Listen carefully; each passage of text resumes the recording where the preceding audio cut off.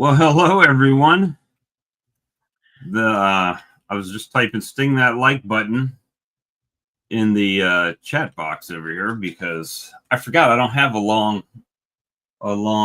intro anymore. I don't have the 2-minute jobby dealy do anymore since we're not on paid version. But hey, Brad, how are you doing today? I'm actually doing really good. I'm doing good. There's still lots of this white stuff out there. It was not cold today. It got above freezing. It was 2 degrees as a high today. We But hit we made a quick trip to town though, and that makes the highways not very good. There was a lot of ice. we hit 60 today, and I went out to the out yard, and I still have 4. I had to do some things I really didn't want to do today, but I felt like I had to do. Um, and you can rip me up for doing this, and I will take it. I will take it. But the thing is that I had a 5/5 nuke, and they had all the bees had moved to the top box, and I wanted to see if there was any brood in there, right? So being that it was 60 degrees, I took the outside frame out, and it was only drawn about this much on the top, and the rest was plastic. And then, I have plenty of resources out there. So I'm sitting there thinking, well, in 2 weeks, this thing is really going to start. They're going to start laying and start trying to make room and everything. So I took that 5/5 that they were all in the top 3 frames there and cleaned out one of the singles that I had, 10 frames, and I just I know, here it goes. Well, we're supposed to have 70-degree weather over the next few days, right? So I made sure they had 10 drawn frames, good drawn frames in there. And I took the 5 minus the 2 crappy ones that were on the outside and put them just like they were into the 10 frame box. I took the double 5 out of the way and sealed it back up with pollen patty and a tablet, so they have some carbs and stuff, to fund themselves and feed themselves and put them back together. So it's going to be 70. Yeah, it's going to be 7. Yeah. Well, by next Tuesday, it'll be 70, but it'll be in the 60s the rest of this week. What are your overnight lows though? 40s. So like you're a little bit higher than what your barn is. Yeah, it's pretty cold. So in the spring, and my spring is April, but April and May, but that's really doesn't matter. In the spring, I'm more looking at overnights than I'm looking at daytimes. Right. Because you want to know the lows, not necessarily the highs. Yeah, it's the lows that are something I need to be aware of. The highs are like, okay, so maybe it's going to be 15, 20 degrees, C. So I mean, I didn't see any cap brood at all today. Yeah, in that box. That's the only one that I manipulated into a different configuration. I didn't see any cap brood. They were all just filling the whole frame up on both sides. So I was like, yeah, it sucks. But I'm feeling, it was my feeling that, well, they don't have any pollen, so they're not going to raise any babies, or they're not going to at least cap any. So that's why I put the patty on.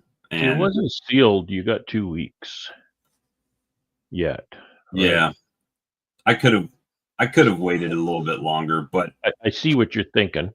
But it did allow me to. There was another reason, and the other reason was I had an inner cover that lifts up a little bit, right? Mm-hmm.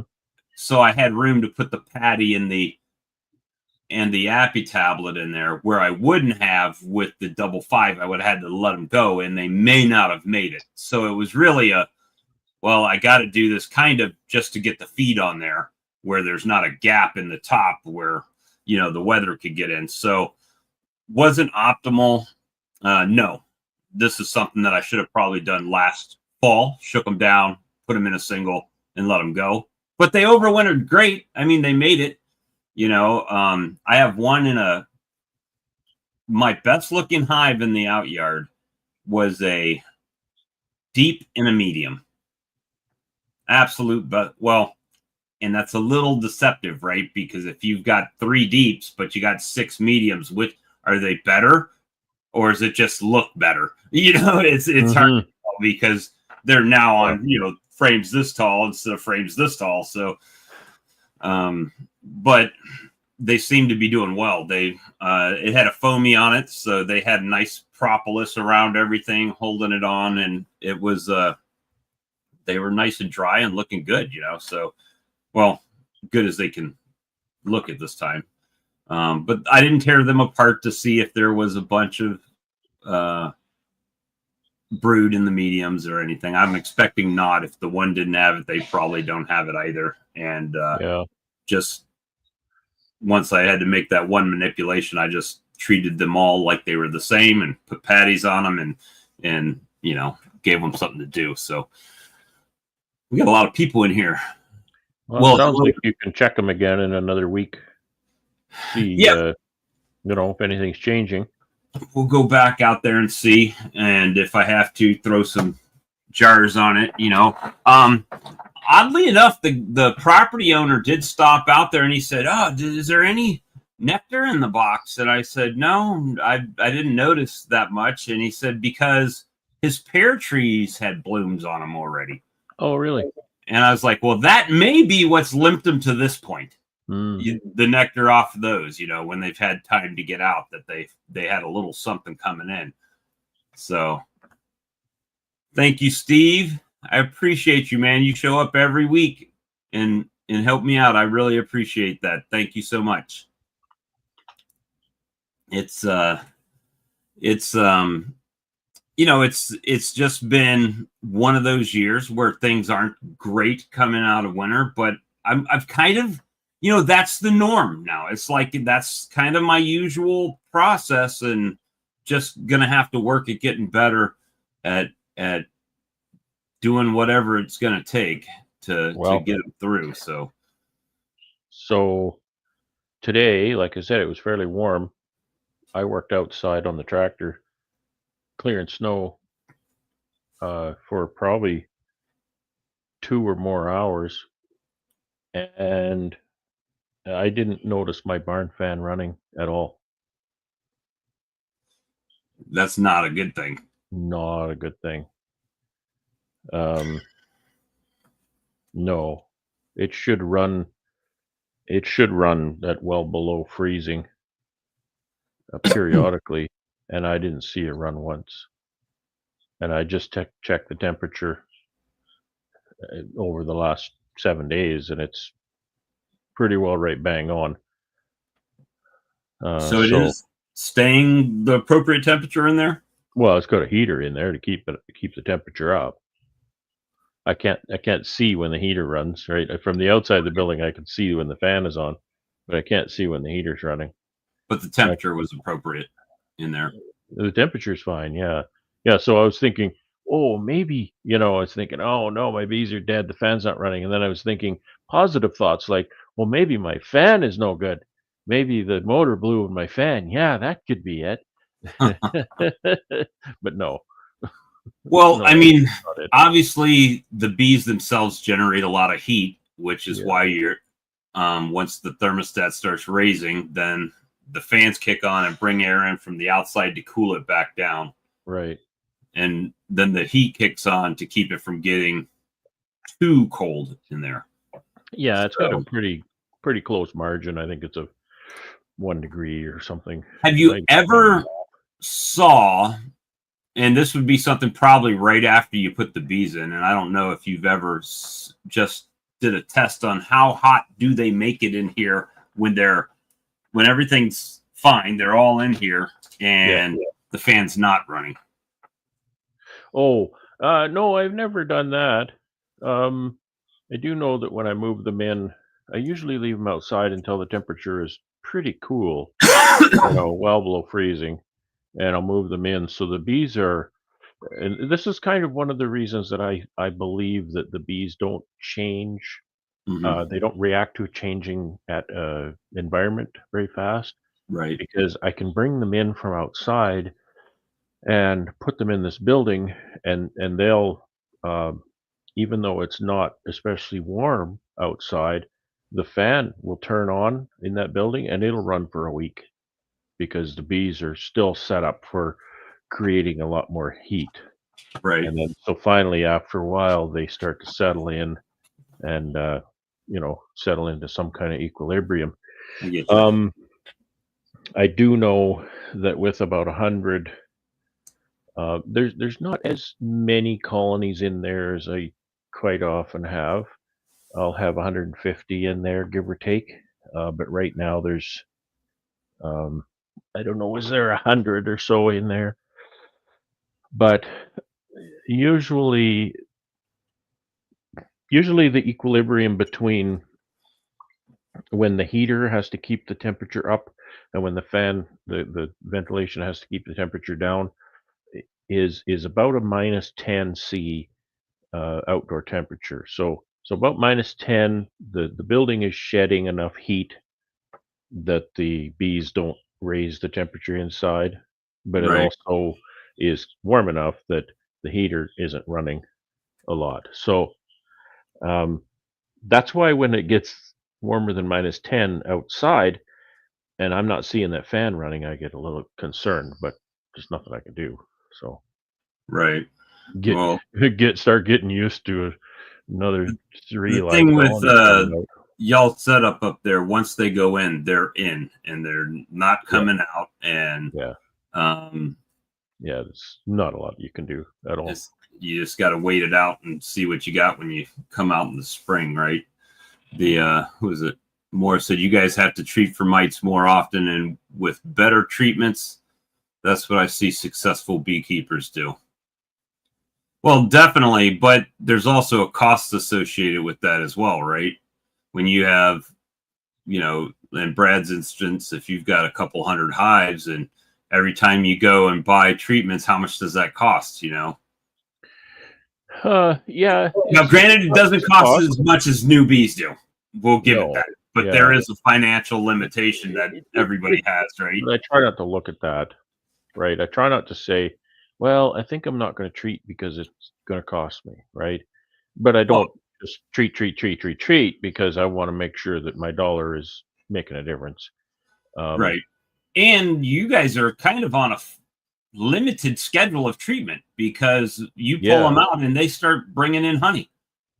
I mean, yeah, within we've gotta, once they come out of the building and we can do something with them, it's not very long before then our honey flow starts, and that goes, you know, 2 or 3 months, and then they start winding down for winter, so you've got a little window there to treat. So, yeah, it's really tight. It is really tight to get in enough treatments. Oh, Morris, don't worry about it, man. We didn't take it as negative. We didn't take it as a negative thing, brother. Yeah, no, no, it's all good. Visiting with a friend who's a beekeeper, I asked him because, we're just hearing so many terrible stories, from both Canada and US, about just colonies collapsing right now in the Yeah, fall. it's been And bad for I me. asked a friend of mine who's keeping bees, and, I said, "So how are your bees doing?" And he just, shaking his head, and I said, "Well, okay, so I'm having a similar experience, but let me ask you, have you had the lab sample your, bees for viruses?" And he said, "Yeah." He said, "They're off the charts." And I said, "Okay, um, what are your mite counts?" He said, "My mite counts are almost 0." He said, I treat a lot, and I've got my mites well under control, and my viruses are off the charts." So Well, I mean, that's scary. with that though, a lot of people that have been following the chat know that you were pretty much devastated the last year. and you also culled a ton of comb That's right. in that process. So a lot of the comb that you even used this year was new comb.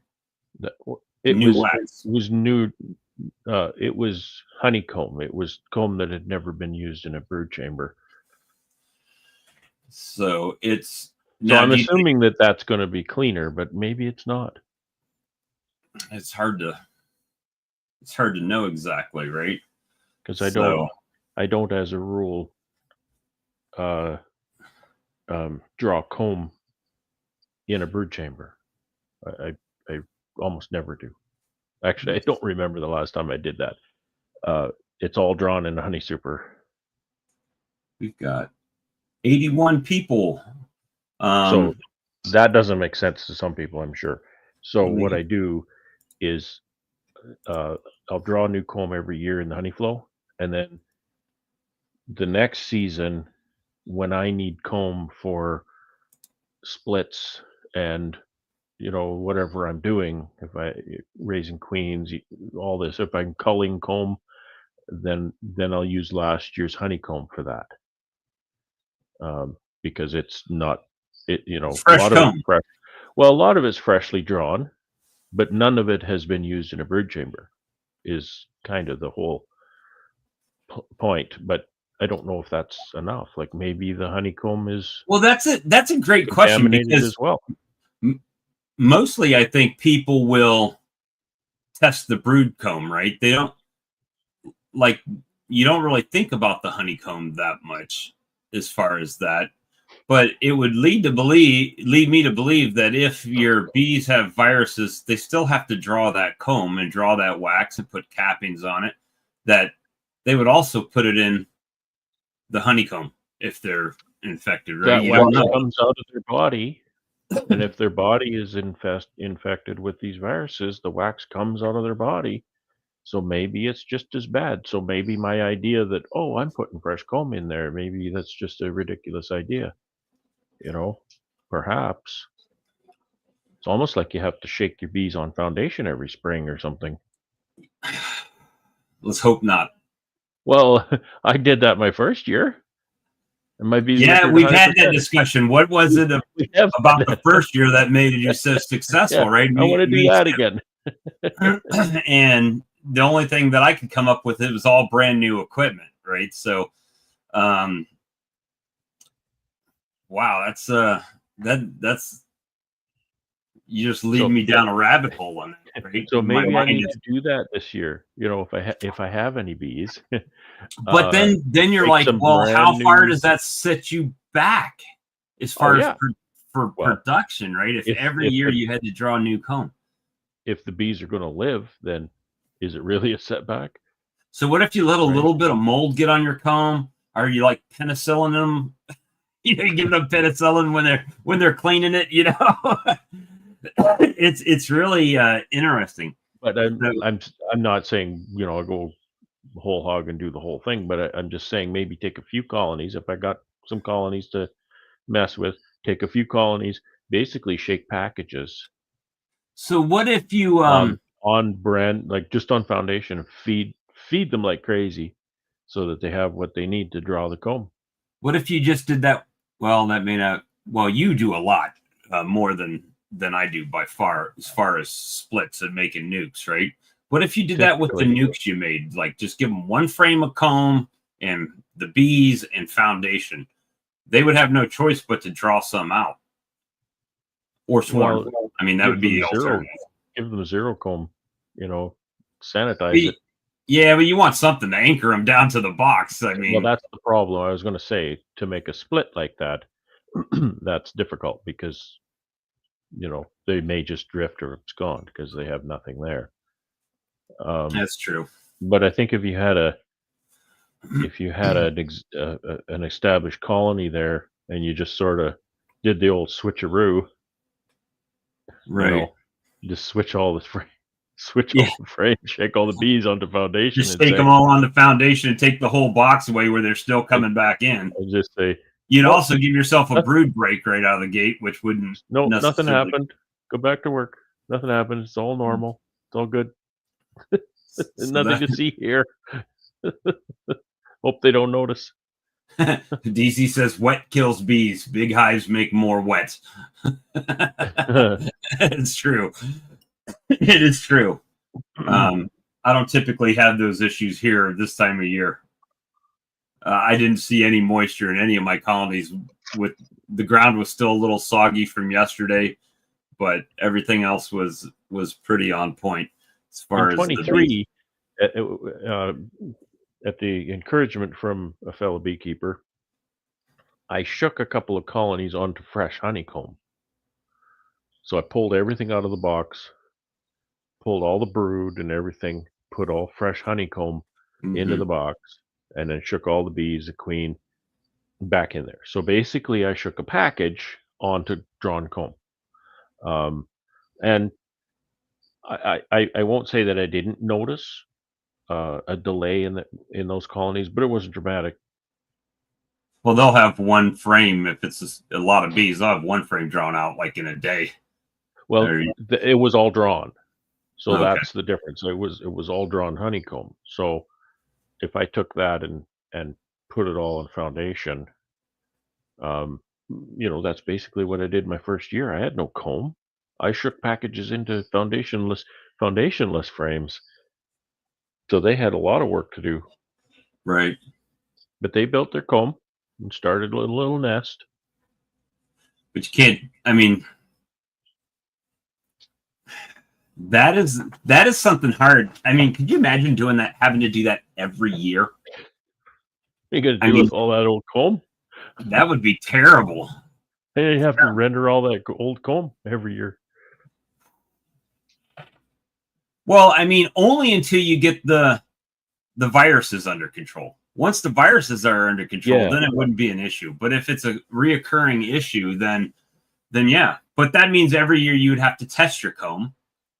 Well, maybe not really, because the research that was done on that said that time does diminish the viruses on the comb.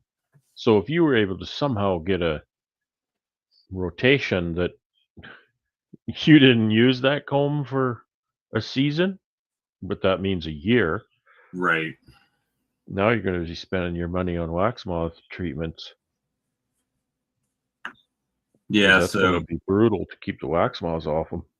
it's a trade-off for sure. So, if you can do that, just give it time.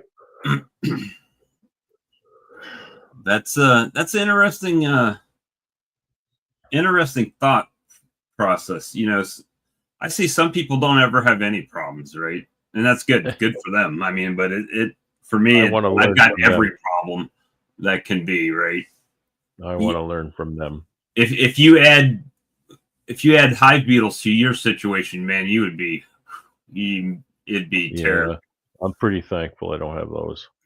Matter of fact, in that nuke, I didn't see a bunch of beetles like running around in any of the colonies.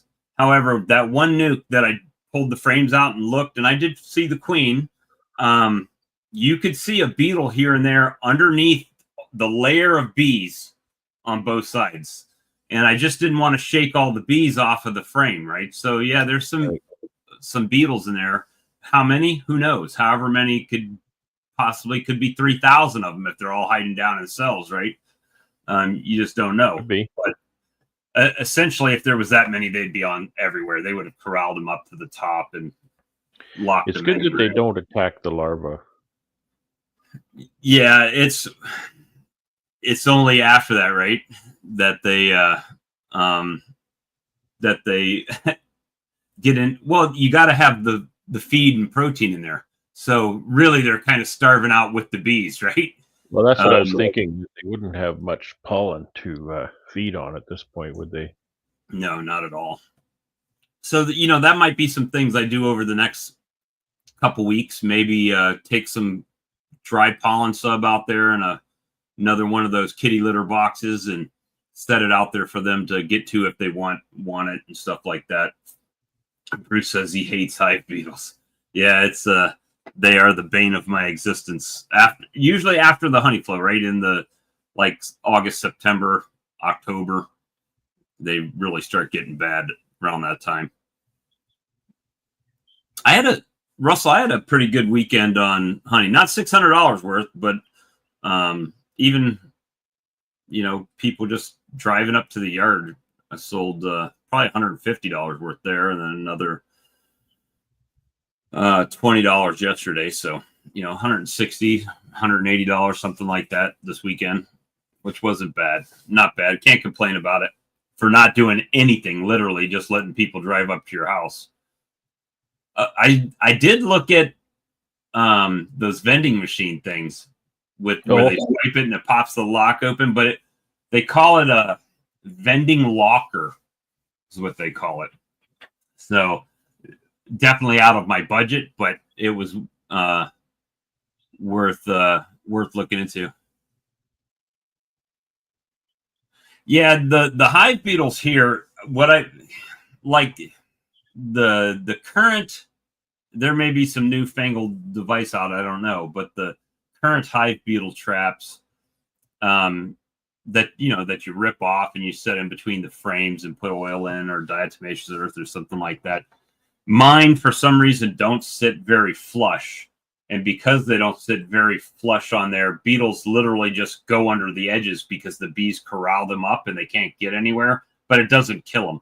So you end up having to take your hive tool and run it across the top to try to crush them, which does it catch some beetles? Yes, it does catch some beetles. But when you get so many beetles in there that they can walk on the other beetles and walk back out and, crush it, you have to crush them. Then it's like, well, is this really doing much at all? Because, and then inherently, the worst part about it is they're all tapered at the bottom. Most of them are tapered. And when you take them out, you don't have anywhere to set them without them tipping to the side, where then the oil and everything comes out, unless you have a better system than I do. So Mike Berry showed one that he started using, and it solved a lot of those problems. I'll have to look to see if I can find that. The trays did help last summer at some point. They were a similar kind of a thing, the way it worked, but it solved a lot of those problems.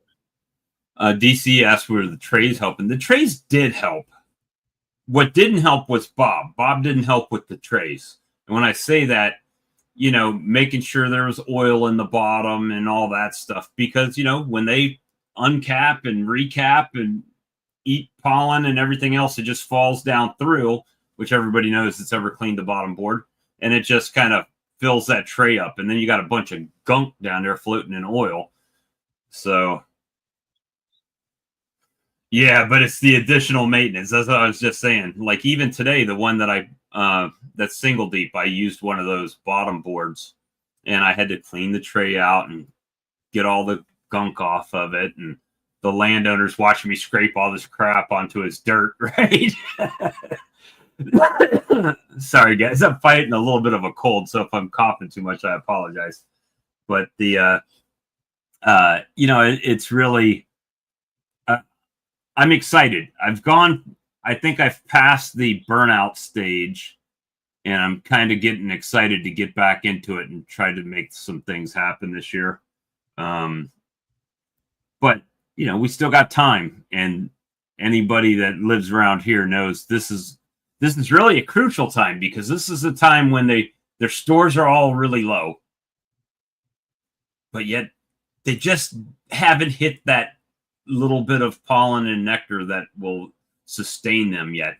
So we still got a few weeks for that. So we're trying to make that happen and make them get there. That's the big thing. Just make them get to it. And, we'll see how it ends up, but I'm getting excited for it to start back up and to get the stuff split and, try, right? If I've got 10, we'll try to get to 20, right? That's the thing. All we can do is try. That's it. I'm going to let it warm up good before I even make this, because the colonies right now aren't even close to being ready to split here, right? I mean, they've got to have a lot more supplies. Bye Bye Beetle, is that the one? That's what Bruce is saying. Bye bye beetle. Is that the one that Mike was using? BPB Works makes those traps. Robert Peebles. BPB Works. Let me see.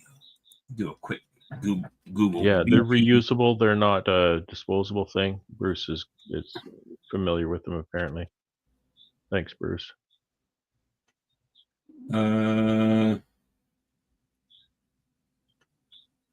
Yeah, RPB Works. RPB Works. Okay. That's what he says. Yeah, maybe They've got a website here. RP. Sorry, Beetle trap. did I say BP? Wow. They're beetle traps. It's like a big box. $5 a piece. Looks a lot like a beetle blaster, isn't it? Isn't that Yeah, what those little things are? it looks a lot like it. Yeah, It's a flat trap. $5 a piece. but it's not disposable. So you know. Well, I mean, the disposable ones are a couple bucks a piece usually. So Yeah. So I'm if it's saying something- it's not a big cost because they're not disposable. yeah, so something stays in there and It's got the top slides out. It slides out of there so you can clean it out and then slide it back in. that might be something worth. Well, that is definitely something worth looking into. I'll see if I can find Bruce's video on or Mike's video on it. Yeah. See It if was works. way last summer at some point. It was a while ago. But it looks like even their regular trap is like $5. So I don't know. Yeah. Maybe that's I'll take a look at it. Looks like the sponge was a yellow sponge. They got a sponge box beetle trap, but it looks like they're all $5 piece, and they can walk in from the side, in the top. That's pretty good because what I've noticed with the with like the beetle jail and stuff like that, the bees will propolize up the holes, and then the beetles can't even get in. They might catch some, but then they're stuck. So that's something worth looking into. But that's pretty interesting. So you got a big day tomorrow. Yeah. Yeah. Brian asked me to talk to them about wood shop and beekeeping stuff. So you're speaking to the Colorado Beekeepers Association on woodworking. That's right. Yeah, particularly about kind of what kind of tools would be useful for doing some making some equipment. Um, uh, what kind of repairs maybe that you can expect to do boxes and perhaps frames and things. Um, I'm going to share some of the equipment designs that I've made and whatnot. So it should be. I don't have a set out presentation. I'm going to do it from the wood shop, so it's going to be a little bit like our wood shop live. So I'm going to do it from the wood shop and talk about a few things, and then it'll be a conversation, a Q&A and whatnot. So I'm really looking forward to it, and I'm humbled that somebody would ask me to do something like that. So it's going to be a lot of fun. Exciting times. It's good stuff. Yeah. Thanks, Brian, he's in here. That's one thing with this community that I've really enjoyed is the fact that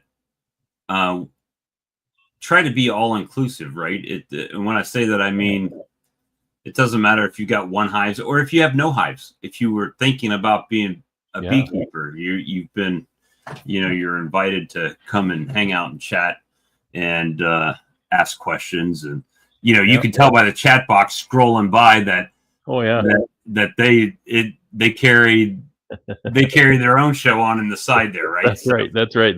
They kind of weave in and out of the on screen and the chat. They kind of just weave in and out amongst themselves.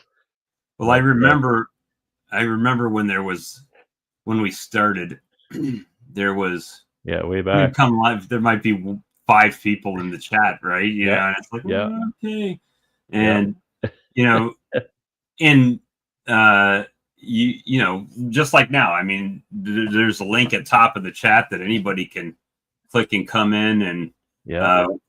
you know, the only thing we ask is that the camera's working, because we've been surprised by some Yeah, you don't want those surprises.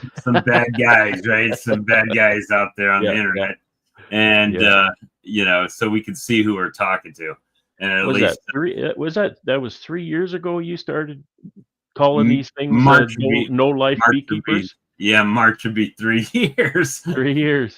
Yeah, Yeah, and you know, it's been good. It's been a good run. It's just it's kind of a brand that, you know, that I've been yeah, able to build my website, my YouTube around, and you know, and yeah. people have taken to it, and it's pretty good. You know, that people enjoy it, and Yeah, it's good to have a brand and kinda stick with it, my that B-man thing and, uh 'cause it's usually just that B-man, it doesn't even include the faith apiaries part often, but it's just kinda one of those brands that you use for years. I've been kind of I think we met just over 2 years ago, so, um, I've you've been been near a lot of it. around for 2 years, I know. Yeah. And So, it's fun, because you know, you never know, and that was by design. Um, is we at one time, when I say we, because obviously Lee did the live streams with me in the beginning, and we alternated channels and whatnot, and um, well, we, his was he called his Tuesday Tuesday Night Live. Night Live, yeah, yeah, Yeah, as I and recall, mine was always the No Life the No Life Beekeepers, Beekeepers. Yeah, yeah. and And there's some crossover there too, right? Because you guys often yeah, were, in the beginning we would restreaming each both other's channels, streams yeah, to the other, so both channels, there might be some confusion there as to which one's which, if anybody cares. But, yeah, so you can pick those out. If it's called, TNL, Tuesday Night Live, then yeah. it's Lee. If it's No Life Beekeepers, then it's Bob. Yeah, and it could, you know, although Tuesday's been the primary night when we first started, um, we would go just about any night, right? It'd be Monday night. You can look back, it'd be Monday night live, No Life Beekeepers Yeah, chat, or it'll have so hashtag when I no. started in, you were kinda Yeah, just but doing whenever. it was Tuesday night was the night, and then you were doing other nights too, Yep. Just right? when there was nothing going on, right? We would just Right, hang out right. and do it. So it's been fun. You know, it's exciting to see things like the dinner at Nobby and stuff like that, where a group of people come together that didn't know each other until they started watching live streams on Yeah. YouTube, right? And For the most part. I think maybe half of them don't even know the history of where the No Life Beekeepers kind of originated, and Bob, I can't think of anybody else who's started a and a community like this, who's started something like No Life Beekeepers and has had that just kinda take off like that and not organized, but just draw in a whole gamut of different people who Yeah, just associate together. I can't it's think of anybody else interesting. I who's got mean, that. I can honestly say I've been on at like 2 in the morning, and we've gotten 30 something people. I've been on at Yeah, 9 in the morning, and there'll be people that come on. So yeah. really, that was kind of the gist of it in my mind, is like, we don't have a script. We usually don't even have a topic for the most part. It's just a And whatever. we'll hit it, Saturday afternoon, or Sunday afternoon, Woodshop Live, just and, for the information, it's some people may be here in the chat, those Woodshop Lives that we do, those are so spontaneous. I'll be in the wood shop, and I'll just message Bob, "Hey, Bob, wanna do live?" And he'll say, "Yep," and in 5 minutes, we're live.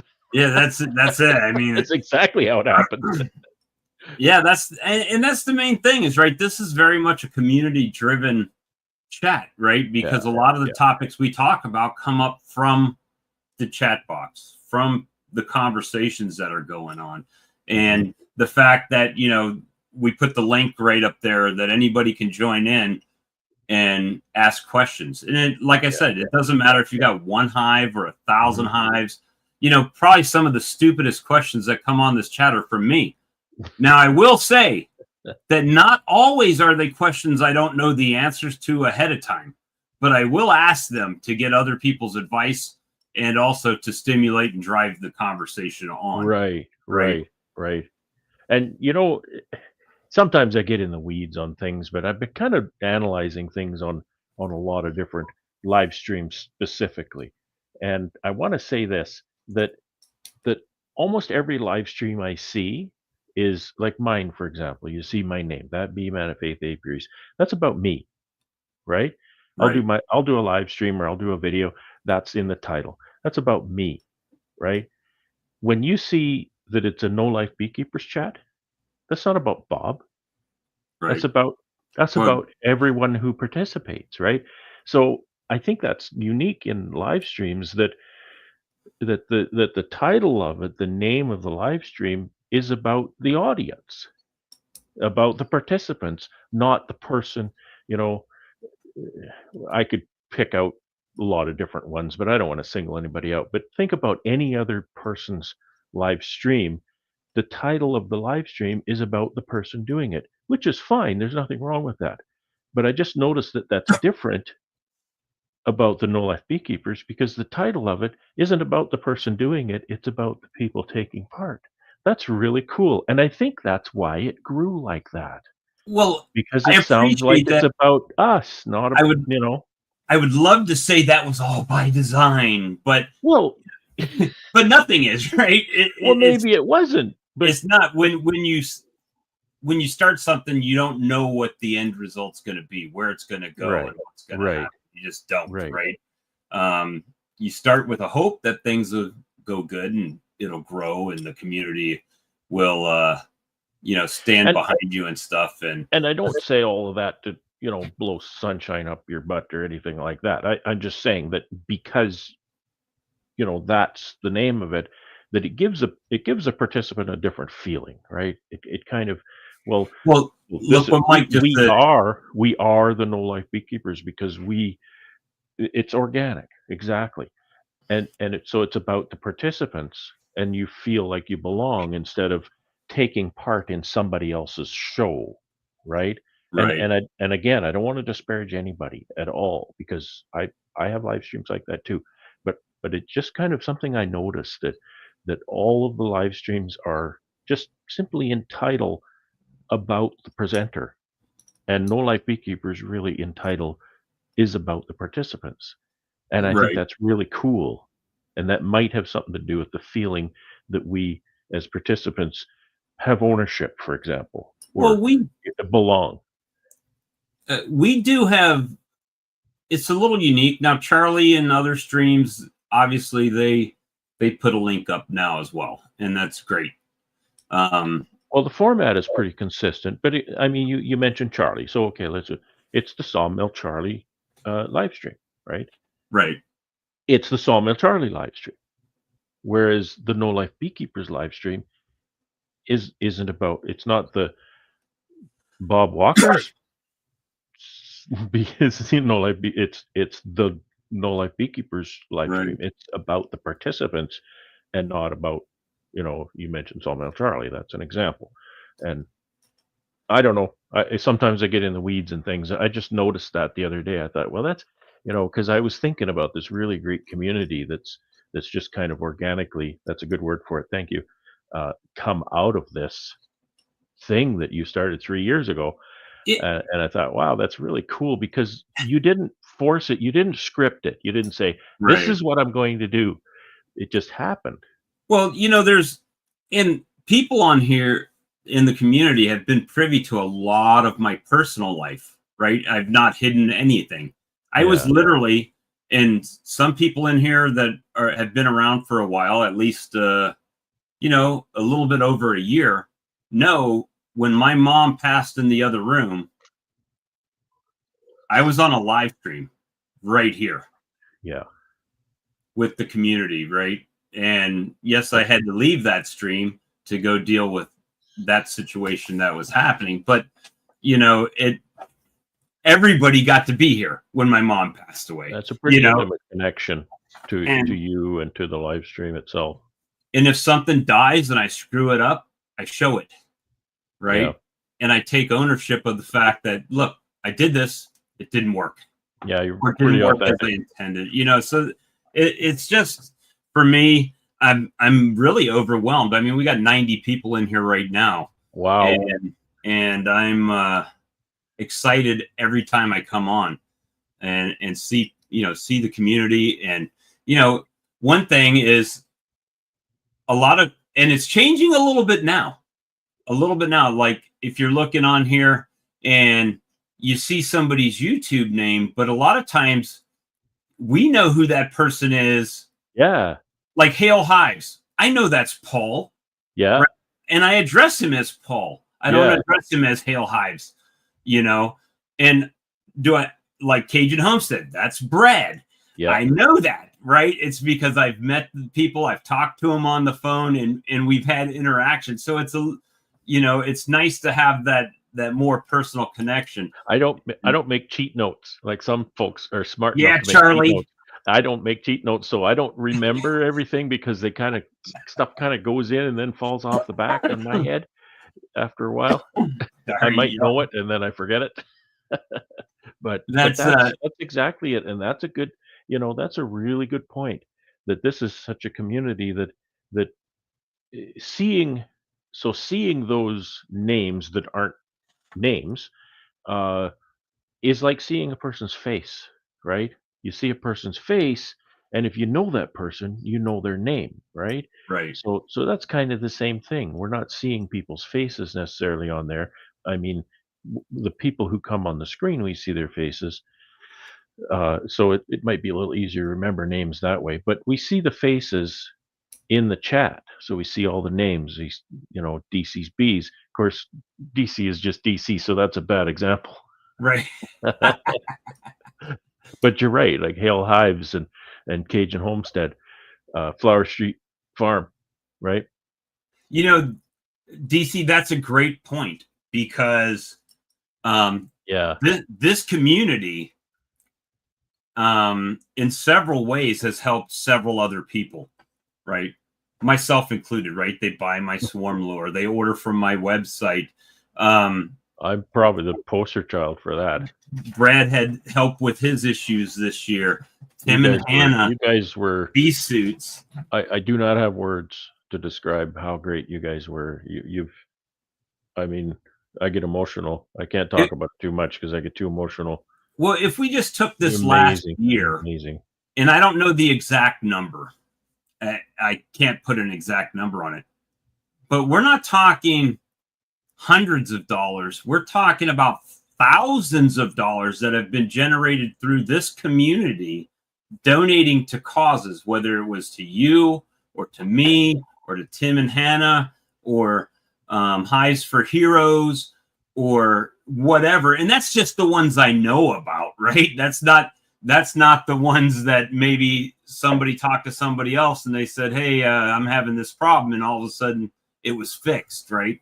I don't know all the situations. There's a lot that happens, unfortunately, when the community grows like this. You don't have control of a lot of things. It just kind of happens. Yeah. And that's probably, I hate to say it, that's probably the downside in some instances. But luckily we have a great group, a great community that I don't think anybody's doing anything maliciously or anything like that. But it's kind of inevitable, you get a group of rather strangers together, and even great intentions, feelings can get hurt. But just to look back at the 3 years that, like you say, 3 years ago you started with 5 viewers with No Life Beekeepers, and then you just kept on with the brand and kept going with it. And 3 years later, you've got 100 people nearly on here and some really spectacular, awesome I love you all, but yeah, that's it. I mean, it just gets to the point to where, and I'll be the first one. You guys know that I usually let my feelings just go, whether it's anger, upset, or whether I feel great about something. I get excited. You never have to wonder about how Bob's feeling. Yeah, I think I that's don't a virtue. I do I think don't it's a like to virtue. be in a situation where I have to feel some kind of way and keep it in. Yeah. And because anything you say is a bad thing, right? I mean, it could be perceived as bad. So it's just one of those things that I don't particularly care for. He And says I need a life, but I don't know if he finds one, can he still be a part of the no life beekeepers? Because if he's got to definitely separate them. you got to keep those distinct. Well, to me, a no life. And hey, this would be interesting to see. And what does being a no life beekeeper mean to you? I would Yeah, love to see your comments in the chat. put To that in the me, chat. being a no life beekeeper means What does it mean to you? I have nothing better to do than to sit around and talk about bees, Nothing right? better to do than hang out with you guys. Well, the funny thing is, and here's the thing, and you and I have talked about this about other things, that even when I have better things to do or that I should be doing, if Brad says, hey, you want to chat, I almost always side on the chat Yeah. side, right? Oh, yeah, Yeah, let's he does. talk. And then it's like, yeah, well, I guess I'm not doing this today, and I'm not doing that today. Yeah, right? he tells me too. Yes. So that's the thing that Well, I was gonna go to work, but I don't need that job anyway. yeah, work. Speaking of work, this stream will probably end right at 10 o'clock tonight because I have a job interview tomorrow. Yay. Now, since we're all family, as Mike Tangway says there, I don't know, honestly, at this point, what that does to my streaming schedule because I don't know what the job schedule is going to be. I would love to not have to work a job. And if this timing would have been 2 or 3 months down the road, maybe swarm lure sales floated a little bit to keep me from having to do that right now. But it's not that time yet, right? You're only getting a couple sales. It's not blowing up yet. So it's one of those things that I don't know, but bear with me. There will be a live at some point. It's not, I'm not going away. I know it's hard, like a few months ago. This last year has been hard for you, I know. Really tough. Bob and I talk a lot, and I know how tough it's been for Bob. It's hard for me to be so far away from my friend and watch him go through tough stuff like that. I can't do much for him. It's one of those things like when Lee was being a part of the stream, if I had something come up and I couldn't go, Lee would run the stream that night. Yeah. And he would do it on his channel. We'd just alternate weeks or something. We'd make it work out. It was no big deal. And on the other side of things, if he had something he had to do, then I would run it, right? So we just helped each other out. But once Lee decided that he needed to take a break,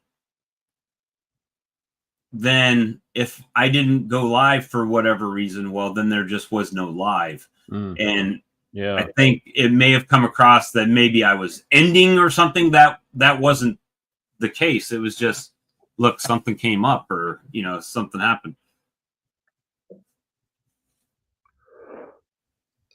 Let's see what Brian says. Being a no-lifer to a means a perfect stranger. Joey Rawls offers up storage unit to some East Coast New Jersey boy who doesn't know any better. That's it. It's just helping each other out. And, knowledge is sometimes the biggest issue, right? That we're lacking. And not to say anybody's not knowledgeable, but there might just be that different way, right? Like, absolutely. I mean, I can give an example. I hear stuff all the time with me and you, right? I never thought of that, Well, what was it, last year or the year before, when you asked, well, I've got this problem, what would you do? And I said, I'd just shake them out in front of the hive. My nukes depopulated. And I kind of knew that, but I don't know why. It was just totally blanking on me. And and we talked, and I said, "Yeah, I got all these little nukes, and they depopulated." And Bob just said, "Gather up some nurse bees and shake them on the ground." And I thought, "Of course." Yeah, It worked perfectly. It was so easy. but it is just sometimes when you're in something, you can't see it, right? And That's right. That's right. sometimes being a little bit outside helps. And I will add the different dimension here too, because sometimes, like, that wasn't that bad because there was only, I don't know, there was maybe 15 or say 20 of those. Um, but sometimes I not only have to find a solution, I have to find a solution that I can implement myself, uh, with minimal effort, kind of thing, because I have to do it 150 times, right? Right. It's not like I got 2 colonies that, "Okay, here's the solution." Well, that can work, but if I were to do that 150 colonies, it's gonna take me 3 months, and, Yeah. it's not practical in that way, That so that's a different dimension too. that's probably one of the biggest things I had when I started trying to scale up my operation, right? Is and I don't know, don't hopefully nobody misunderstands me on this, right? Um, but for me, if when I had 5 hives, which I'm almost back to, but when I had 5 hives and I was getting started, I had one way of doing things, right? I had one set of equipment, one way I was doing it. And then let's say it's something simple, like you just decide to put, I don't know, those round discs on the front of your colonies, right? Drill holes and put those on there. Yep. That's it. All you're going to change. Well, when you got 5, not that big a deal. But let's say you already have 200 hives. Yeah. Now you got to do that 200 times. Yeah. Or you've got a entrance reducer, right? All right, so 200 entrance reducers, if they cost you $5 a piece, right? Now you're spending some money to make a minimal change. So, all right, so we've got Rick first from Dew Apiary, whom I've never met. So this would be fun to have him on. Hey, Rick, your mic's muted there, buddy. And we've got Big Mike. How you doing, gentlemen? Hey, Doing how's it good. going? Where are you located, Rick? So I'm actually about 10 minutes away from Big Mike. So, Oh, okay. so I'm up in New Hampshire. So nice and cold up here right now, and as we call it in the South, New Hampshire. exactly. New Hampshire. When you're from New Hampshire, you don't have to say I'm from New Hampshire. You just have to say New Hampshire. True. I've been watching this reel, and if you're here, you'll really get it. Rick, you'll probably really get it. Mike, you'll probably really get it. And Brett, well, everybody will get it. But this guy is I in better Boston. get it now. This guy's in Boston, and he's marrying a native Bostonian. So he always says, hey, I was thinking about getting a new jacket. Oh, you need to get a parka. She's like, what? A parka? You know, and he just razzes her all the time, you know, parking the car in the yard. You know. The cat in the yard. And so, Park your car and Harvard Yard. yes. Right. I So, used to watch Tommy McDonald, woodworker guy. He's a really good woodworker, and he had a TV show, and so he spoke through his accent very well, but sometimes he would caricature his own native accent, and his kind of tagline when he wants to, with his chisels, he makes his chisels very, very, very sharp, right? right. So he says it's wicked, wicked sharp. It's wicked, Is what he'll say. Yeah. Wicked. But he Man, does it like he speaks through the accent, like just kind of a straight American kind of an average accent in his TV show. But then he'll get into wicked mad. I've got one of those, and I think it's because of being a military brat, and we moved all over, that I tend to adopt whatever accent I am hearing. Yeah. Yeah, And I'm bad at that. and so since I live in South Carolina, people that are from South Carolina say, "Oh, you're not from around here, are you?" You know, because they don't get it. But then when I lived in Michigan, they say, "Oh, you're not from around here, are you?" Because they would hear the Southern, y'alls and stuff like that come out. So, and then, I'm in Canada and I'm calling everything the washroom. I got to go to the washroom, getting converted, When you go home, they're saying washroom. that was my first lesson in Canada. We don't have any bathrooms or restrooms They have around. no restrooms in Canada. Washrooms. They're washrooms. So, Rick, do you have a YouTube channel, sir? I don't have a YouTube channel. This is my breakout first night watching you guys and doing this live stuff. So this is pretty cool. Welcome. Yeah, So, you are very welcome. Tell us a little bit about your apiary. What do you got happening up there? So my wife and I started probably 2-3 years ago. We've got 28 hives. Started out like one hive in the backyard and kind of took off, turned into 7, and we said, wow, we're going to stop at 12. And Big Mike was there and he goes, yeah, next year you'll have 150 colonies, my friend. Yeah, and last year he was stopping at 20. Yeah, and I think he ended up with 28. Yeah, so we got 3, and that turned into 7, and we decided that's it. We're stopping at 12, and now he's talking about grafting. 30 it was. Now this year's challenges are grafting and trying to. Rick, are you on Facebook? Yeah, we're on Facebook. We're in. We got our own website, so we can sell some of our stuff because that started to becoming a buckets and buckets of honey, and I had nowhere to do with it. So I was like, I better figure out a plan. We've got a Facebook group, No Life Beekeepers Facebook group. Yes, I'm on that.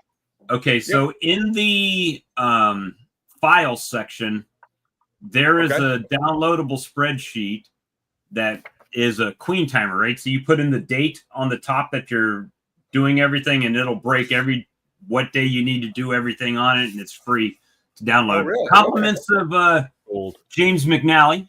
He made it. That's awesome. So that's the one that he uses. And you'll love racing queens. And what I do is every day that I graft, I fill it out, right, with the date that I'm doing everything.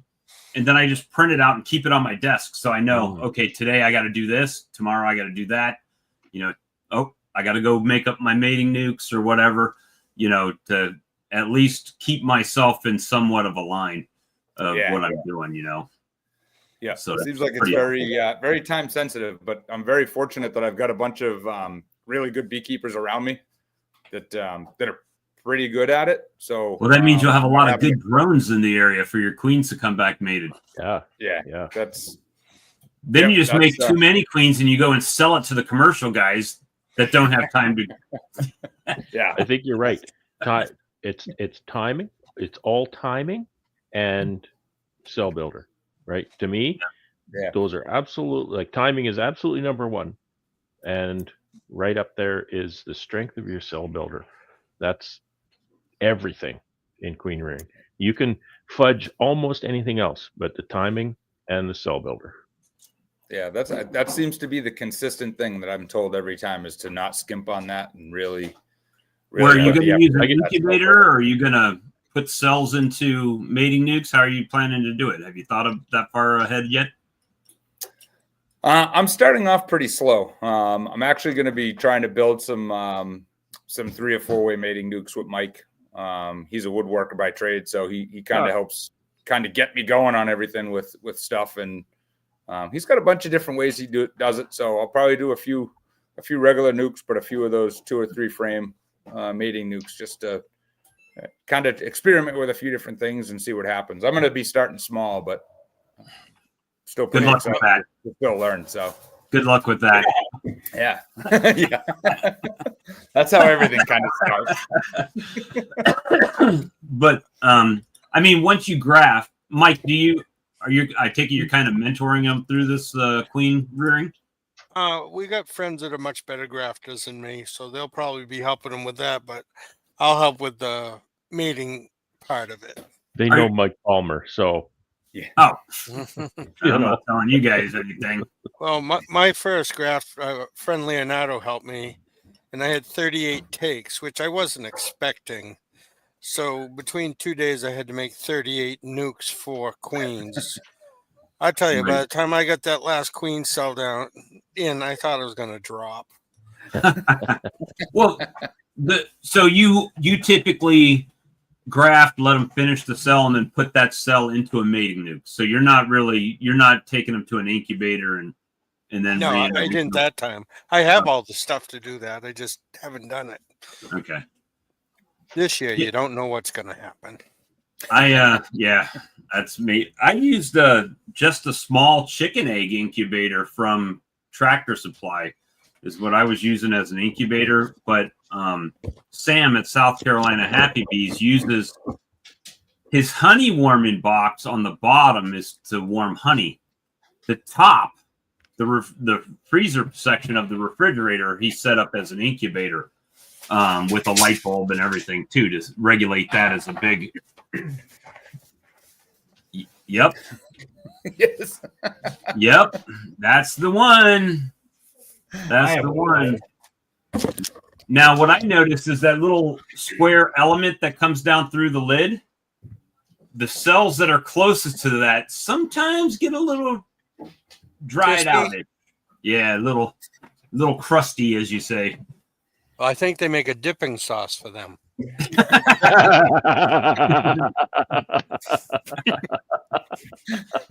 Little hot honey dipping sauce. Sure. Or maybe even That's some funny. garden vegetables cream cheese. That's it. Some little garden vegetables, little French onion. That's funny. Oh, Todd, what you been up to, buddy? Work. It was brutal today. oh, that's too bad. We'll move on. Yeah, you're bringing down the vibe already with I that don't wanna talk 4-letter about word work. dropping around here. Oh my gosh. It was paperwork for days because of all the commotions going on overnight in the federal government. So yeah, it was kind of crazy today. Yeah, it's beautiful. We had a freeze warning and we have another freeze warning. So freeze warning. It gets cold over here, What's it gonna fall down to, like 64? Yeah, I wish. No, I think it's probably going to be around 30 tonight, which is, these guys from New Hampshire are like, well, gosh, that's shorts weather. No, Brad, that's shorts weather too. But you talking about Brad will go out in his boxers in that weather. yeah. What was the temperature when I picked you up at the airport in my short pants? Look at this. It was pretty Hello, cold. everyone. Hey, James. Hey, He's James. all safety geared out. You must be at the office. I am still working. Yep. Hey, give him crap Thank about you work. first. He said work. Why don't you give him crap? Not allowed to talk about I work. know what he does for a living. As little as I possibly can. No. I just gave you credit for your queen rearing spreadsheet Oh, that Here we go. is available to Hopefully- everyone. hopefully you're sharing it. Yeah, it's on the Facebook group. No Life Beekeeping Facebook group, so anybody can download it. Yeah, Rick So- was just talking about going to do some queens. So Bob was giving him some helpful tips with. I was giving them all your information. Yeah. the calendar. I appreciate the donation of your timeline, chat. That's awesome. Well, I was going to say, can't say my donation. I try to help out everybody I can. Unfortunately, guys like Bob just need more help. I'm incorrigible.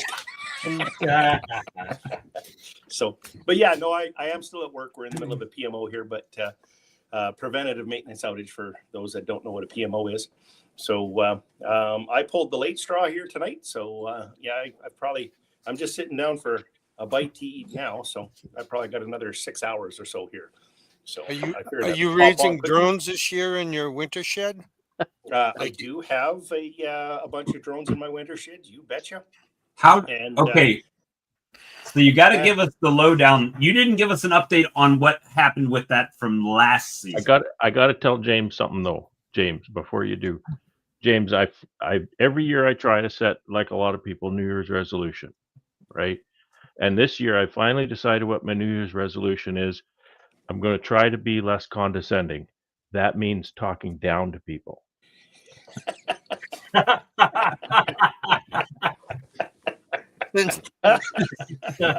look forward to your progress.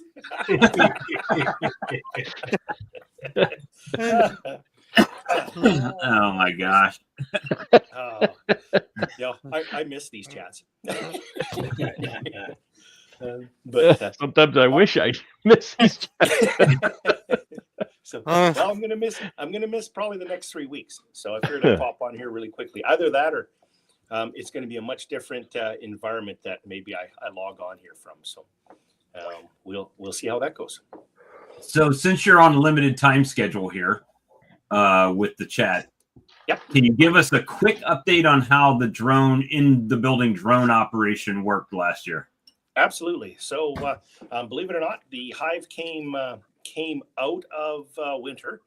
I'm going to say probably 60% of the drones were still alive in there.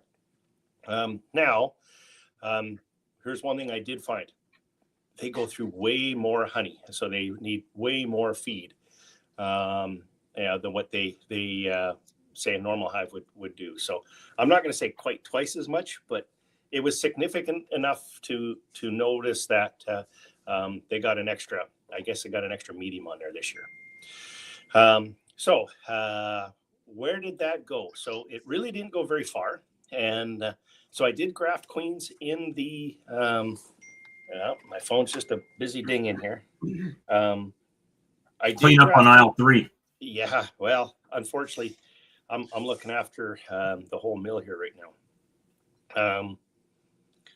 But anyways, long story short, I did graft queens inside the barn. That was kind of successful.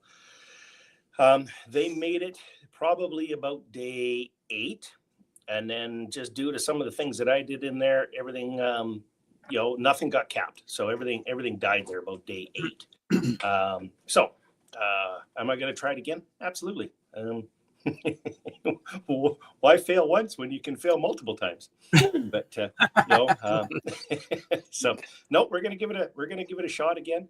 I think part of the reason they died was this guy. I think it was something I did there. So we're going to change that up a little bit and then go again. Now this year, I'm going to say probably 75% of the hives that went back into the barn this year went in less than desirable. Let's put it that way.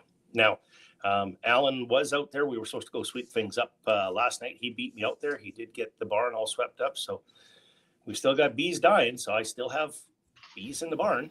So I guess that's a good thing. So I don't know. Maybe I'm a typical farmer. Well, if they're not alive, they can't die, right? So that's a good sign. Well, and you know what?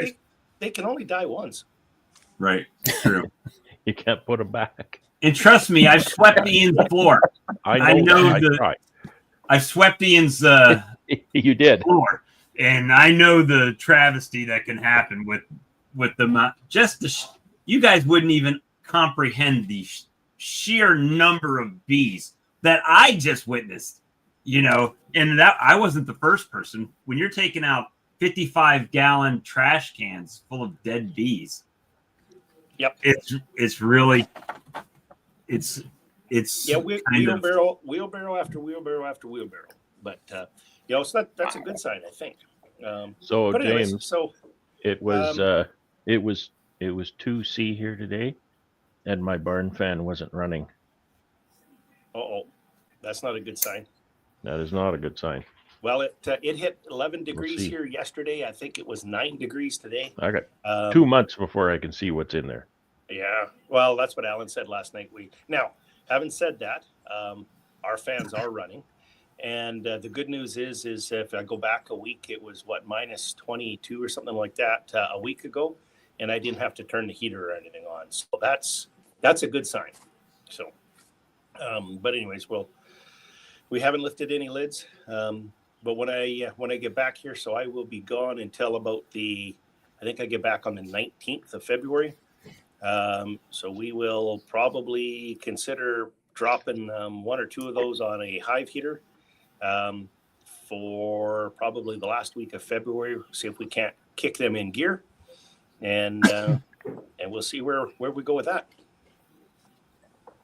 So I'm just going to put you guys on hold here for a minute. I do have to take this call.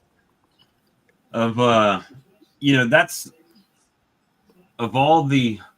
Now I don't know a lot, but of the Canadian beekeepers that I do know, like Brad and Mr. Doug and Ian and James, James is the one that seems to think furthest out of the box. And when I say that, I'm not disparaging anybody else, but he does try, like he's trying the hive heaters to try to get them stimulated. So he is doing some inspections like that, or things that are not, I guess, considered normal. And Brad, you can tell me if I'm wrong on that. But no, I would say you're wrong. Like the outward indication is that he certainly, I would definitely say he implements more out of the box ideas. The things, sometimes, for example, Ian has ideas that it's just maybe not practical, or he doesn't have the time in his schedule if it's in the summertime, because he's going 100% all Right. the time, keeping the business going. And I'm kind of old and not built for it, and I don't have the energy to do too much extra, and I'm trying to run as many colonies as I can to keep the honey production up. So you definitely see it on the outside, in what James actually implements in his apiary. And he's got Alan, so it's good to have a good partner that can help you with the day-to-day. yeah, that's and it's it's interesting to see, like, the drone colony. Would it work? Don't know. He's trying it to see if it works. You'll probably see more people say, you know what, I might try a couple of those this year or something like that. And sometimes that's all it takes. I experimented with wintering mini nukes. So it's 5 half length mediums in a little box, and I wintered those with queens, and they wintered very well. Not 100%. It was 70. Very small sample size, so it was 75% because I wintered 4 and 1 died. But just that kind of thing, to be able to take that to a conversation and say, well, I wintered these mini nukes and they wintered okay. Mm-hmm. Maybe somebody can take that and use that. I actually know a guy who's doing exactly that. He winters those and brings them out in spring and repopulates them with new cells. And just keep cycling them every year. Like things like, let's say, I'm going to use the Appy tablet situation, right? You just don't know what it's going to do until somebody does it, right? There's got to be that guy. He may get a lot of hate on trying something different outside the normal. Yeah. But somebody's got to be willing to fall on the sword the first time, right? Well, if it didn't work, then it didn't work, right? Or if it did work, it did work. And, people got to know. So that's interesting. Like, people were laughing at me when I said I was trying to do things more like the way they do in Canada. Well, I'm in South Carolina. People are like, why would you do things like that? Well, not necessarily identical. I'm not putting them in the barn, right? But here in November, December, you're putting pollen on because you want them to grow stronger by the time you need them to be strong, right? That was last season. So I was trying to give you a compliment on that. You're an outside the box thinker and not afraid. And I told him he was wrong. Yeah. Well, you're not afraid to implement things. He was saying nice things about you, and I said that's not true. Honestly, I missed it all because I was on the phone there. You could play the replay. I'll have to go back and take a look. But I was just trying to get those extra 5 minutes of watch time. Yeah, I was gonna say I don't want to say I march to my own tune, but I'm a very data-driven individual. So I take a look at, well, a lot of the guys up here give me a hard time because I don't necessarily follow the traditional ways. Okay. Now, I'm not saying the traditional ways are wrong, but what I'll also do is I do a lot of reading. I dive into it, a lot of data, very data driven, if you will. So, and not just from one source, from multiple sources. And what I find is, for the most part, they're all pretty much going in the same direction. But I'm not afraid to try and interpret that data based off of what I need and what I see. So now, within reason, I've been, what did Ian call me, a cowboy? I guess all I can say to that is, yeehaw. But no, so I mean, the way I look at it is if you don't try, you'll never know. There you go. But if you never try, you never know. And if nobody ever tries anything new, guess what? We're never going to learn anything. So give it a go. Give it a shot. Well, that's it. I mean, if you always do what you've always done, you'll always get the results you've always gotten, right? Mm-hmm. So the only way you can adjust that anyway is to try to make some changes. You do. Now, but the key to that is that I learned very early in my relationship with James is you have to know where you're starting from. So when you ask James to help you get started grafting, and he's in Canada on the phone, he's like, well, how old are your queens? And none of them are marked. And you're like, well, they should be this old, but are they? Well, they should be. Well, that's not good enough, right? You got to know where you're starting from. Well, you got to know where you're starting from, but you have to have an idea of where you want to go too, right? So if you don't have a starting point and you don't have an end goal, why do the journey? Why take the trip? So, now you don't have to know exactly what your end goal is. You know where you're starting, and you know which path you want to take. Go for a walk. Let's find it. I mean, that's a good point to have a metric of success, like to set up the experiment, if you will, get the data, go through the process, but also be looking toward what do I want to know, right? Because if you don't kind of know that and keep that in mind, you can get buried in the weeds so far that you'll end up learning nothing. So if you can at least answer that one question, or maybe two or three, but that one question, it's important to keep that in your mind. And this is what I want to know, because everything else is going sideways around you, and you can have despair about all of that. But your initial question can still be answered in a lot of cases. That leads me back to Rick, because that's where you are. I am Rick. Right. That's how I was. Well, I got this many. Well, I'm going to get this many, and then just get this many. But I didn't have a goal of how many I wanted to get to. Where's my sweet spot? Where do I want to be? Right.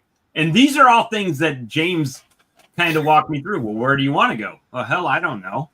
Do you want 100? Do you want 50? Are you just trying to get better than you are today? How are we going to get there? I don't know. That's why you're on the phone, buddy. You tell me, Yeah. If I knew the answers, I wouldn't be talking to you right now. So the other thing I'm going to throw out there, because I am going to have to get back to work here. Every failure has a success. And that, I know it sounds like an oxymoron, but just because what you were trying to achieve maybe didn't turn out the way you wanted it to, you always have something to learn out of it. So if you're going to try and do something and you say, okay, this is what I'm going to do, this is what I think the outcome is going to be. If the outcome isn't that, it is not a failure, right? You've just learned that you don't want to do it that way. So every failure has a success, and you really have to, I pretty much live my whole life that way. Right. I will add to that the only failure that can happen is when you refuse to learn anything from that. Right? Absolutely. If you're in such despair, you say, this is a total failure, and you don't look at the whole thing and say, okay, what can I learn from this? Because this failure cost me a lot. So I better get some value out of this. For sure. If you don't, that's the failure. You know, like I say, every I like I said, just if you don't succeed, don't look at it as a failure. Look at it as you know what not to do going forward. So right. And I'm going to leave everybody with that because I am on the clock here. So get back to work. I want to make sure that yeah, exactly. I just did want to, like I say, I wanted to pop in here. But yeah, maybe next week maybe I'll log in from another part of the world. Another work computer. I was going to say, any objections, Bob, if I ask some of the people down there maybe to join, pop on here with me? Any issues with that? As long as they have no life. Well, it's funny because I'm heading back down there, not beekeeping, but at the same token, maybe I am beekeeping down there now. So we'll stay in touch. It could be interesting. Well, he hasn't sent me any packages or nukes, so I'm pretty sure he's not me he's talking about. So, oh, I can't see the comments or anything. So, I'm on my iPad. I can't see it. All right. Well, James, as usual, it's great to have you when you can join us. Nice seeing you, James. Have a good evening, everyone. You too. Thank you. So, popping in and popping out. That's what we do. Look at Todd. He pops in, goes quiet, and then you see my camera went off. I'm trying to fix my camera. I don't know what happened. He's got the Apple virus there. Probably. Things are just always going wrong. Should I run this over with my Chevy too, Brad, or what? Well, no, you probably can't get your Chevy started to run over it. It wouldn't make the incline to run over that laptop. It would just kind of. Oh, Brad, you're hurting my feelings. That's funny. Just for that, I'm gonna turn this on.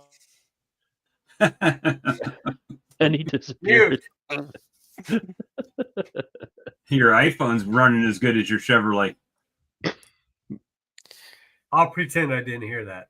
Say it again, Bob. You didn't hear it. Well, hey, Brad, I was pretty impressed you picked up what that plane was. Yeah, well, I wasn't sure, but I knew it was a big one, right? Yeah. I knew it was either probably a number 7 or a number 8. The two next to it was 7s and then a 6. Yeah, because the number 8 is, it's longer, but you can't really tell how long. But the number 8 is a lot wider than a number 7. Yeah, they're a lot of fun. It's a beast. Boy, that 8's a beast. Yeah. 20. I think it's a full 24 inches long, isn't it? I don't know. It's pretty. It's heavy too. Oh yeah, it'll wear you out. So Todd, you are probably along the same time frame as I am as far as your bees. What do you got in your mind for upcoming events that you got to get ready? This weekend and next weekend. This weekend patties.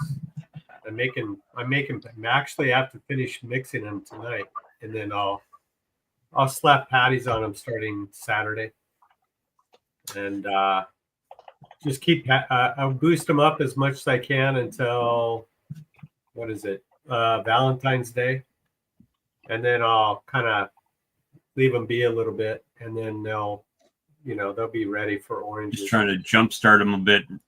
Yeah, that's what I've. The other thing is I need to bulk 1 or 2 of them up for a cell builder. Probably just 1. I'm just going to probably bulk up 1. So. That's for the amount of cells I need. That's probably enough for me as well. 1. Yeah. Well, my thing is not the ability to generate and make queens. Mine is the ability to get those queens mated, right? Yeah. I can make as many queens as I can physically graft. Yeah. I just can't get them all mated. So I'm going to go grab something real quick. You guys chat amongst yourselves. Don't mind me. So, Todd, how are you making out with keeping your drawn frames from? Oh, I'm glad you asked that, Mike. I'm gonna make a quick video about it. I have over 600 drawn comb on the side of my house that, of course, now it's wintertime. I'm not worried about wax moth. But in the fall, I was. I had a lot of dead outs, and that goes back to what I was saying a couple months ago, or even longer. I really screwed up in the spring last year, and I didn't. I didn't really screw up. I couldn't graft, and so by the time it got into May, I said, forget it. I've got 2 and 3 year olds out here, or 1 and 2 year olds out here. I'll just wait till next year. Well, what happened? They just started failing and failing and failing. So I had all that drawn comb. So in the fall, I had a big problem with the drawn comb, but that stuff, The hygienic boost, man, that stuff works. That stuff works like a champ. And Now, it's cheap. Now, is that the stuff you spray on the combs? Yeah. but you know what? If you get enough of it, you could probably make a big, I don't know, like a small trough size worth of it, and just dip frames in there, in and out. That's all you need to do. Cover the wood, the wax, everything. But it works. It really derails the wax moth from getting to them. It's amazing. I was really amazed. It's a deterrent for sure. And it was only 2 applications. I can't say it kills them. I can say it deters them. They just don't want to get on it. That's all I got to say about that. They turn around. It's wild. So since Todd said he made some pollen patties, and I think you do the same thing, Todd. So if you have hive beetles. Yep. No, I don't. Yeah, but that's what I do too. A lot of people use parchment paper, and nothing wrong with parchment paper. However, if you have a hive beetle problem like we do down here, this is it was stolen from Hive Alive, the idea. Put the pollen patty in plastic, right? Take your little 50-cent razor knife from Harbor Freight or wherever, and just cut a square out of it and drop that on the colony. Where I have had it to where hive beetles have gotten up in there, but even if they lay larvas in this patty, they're not they can't get out. Yeah. They get trapped in the bag. You can take the whole bag and throw it back in the freezer, kill all the larvae, and give it right back to them. So, just little. You don't even have to get these are Hefty brand. They're not the Ziploc brand, and so it doesn't have to be like the most expensive bag you can find, but. If you make your own pollen patty, that's a good trick. So a couple things about that bag. When I made Matt's fondant, I put it in quart bags like that too, and then I just cut a little window out and put that on the top bars, and then I put my patties in there. Depending on how much I want to feed, I either shove it in a sandwich baggie or a quart bag. And then I'll take a knife, an X-Acto knife or a box cutter, whatever, and I'll slice the whole bag from the zipper down to the bottom, so I make 2 halves. I don't have to worry about hive beetles right now. We don't have any here, so I'll leave that whole length of the side of that baggie open, and they just go in there and devour it. I did that too because I felt my bees were probably pretty hungry. So to give them more access, I actually split the other end, just at the bottom, just make a line, and then when you squish it, the 2 pieces fold out, right, and it gives them access. So it's just a little trick, Is it tedious? Probably, if you're used to doing it one way. And I just make a ball of pollen patty and shove it in the bag and smash it down, and then once the air's out of it, I zip it back, right? So it's a little bit. It's definitely, for me, it's helped as far as hive beetles, and some people might like to try that, but it seems to work pretty well. But yeah, I did the same thing. I went to the out yard today, Todd. I put on these patties and one tablet and put it back together. Right, that was it. How is your out yard looking? Well, I went out there last weekend. I did a little short video. It's percentage-wise, it's doing better than my home yard. I've lost 60% out there. So I'm down to 4 out there. Out here, I've lost a higher percentage. So I'm sitting right at 10 colonies right now, which is terrible. I mean, terrible as far as the winter losses. Hey, still better than Brad did last year. Yeah, 3 times. 300% better than what he did last year. But the thing is that beekeeping is the only livestock, if you want to call it that you can lose 75% of your colonies, and there's not a big uproar about it, right? If you lost 75% of your cows that just died in the field over winter, there would be major things happening, right, in the government to make changes, find out why, what's going on. It's not the case with bees, right? So it's just another rebuilding year. I'm getting kind of used to it. This is worse than normal for me a little bit, but honestly, I didn't think that the 40% in the out yard, and I say that it's doing much better. The out yard's doing much better than this yard because I did not put feed on the out yard. I didn't put any buckets of syrup on them, no sugar, nothing. Today's the first time since I put them out there.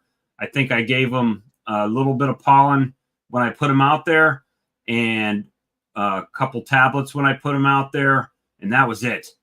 And then today, with what they got today, but no liquid feed. I haven't added any liquid feed on them since they've been out there. So do you feel if you hadn't had the out yard, you would have been worse off this year? Probably. I mean, if you follow the percentage, probably would have been. I really think it's going to make a difference this year for you. I can say the polystyrene hives to this point, knock on wood, they're 100% success. I only had 2. Both of them are still alive. So take that for what it is. I mean, it's only 2, but they both made it. One of the other ones that is out there alive has one of those Ceracell beast blocker hive bottoms on it, and that one made it, which that's surprising because I used them last year and I used them this year. And that's the only one that has made it out of both years. So, take that for what it's worth, And one thing that I get caught up in, and part of it is due to YouTube, because I try to make content on things, on products and stuff that come in, is that I don't make one change typically during the year. So I can't do a proper evaluation on why something fails or why something succeeds, because there's been multiple things that have changed in the colony. If I had 2 colonies and one of them had an oil trap bottom board on it and one of them didn't, well, then I can kind of make an assessment between the 2 colonies, right? But if I take that colony and I've got one on a regular bottom board and one on an oil trap, but I also did Apivar in this one, I did Appy tablets in this other one, and then I did something else like use Apivar or some additional treatments, well, then you can't really pin down what the one thing was that made the difference, right? So that's kind of where I lack as a beekeeper. A, my notes suck, and B, I make so many changes over the course of the year that I can't pin down what was effective and what wasn't effective on the colony. And then by this time of the year, I'm sitting there wondering, scratching my head, what I did wrong, right? Because Well, I can't. now with the out yard, you at least have yards you can separate and do one thing in one and one in the other. Yeah, so that's what I hope to do. I hope to make the splits in this yard and take them to that yard, and splits in that yard and bring them back to this yard, right? So I'm getting a little bit of separation where they won't fly home, and and try to do some things. So, you know, as usual, it's just always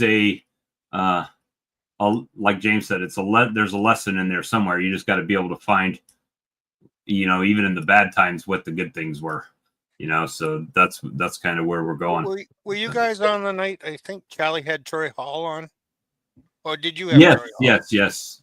I was on the phone with him for about a half hour today, talking bees and harbos and UBO, and because I won some of his queens this year.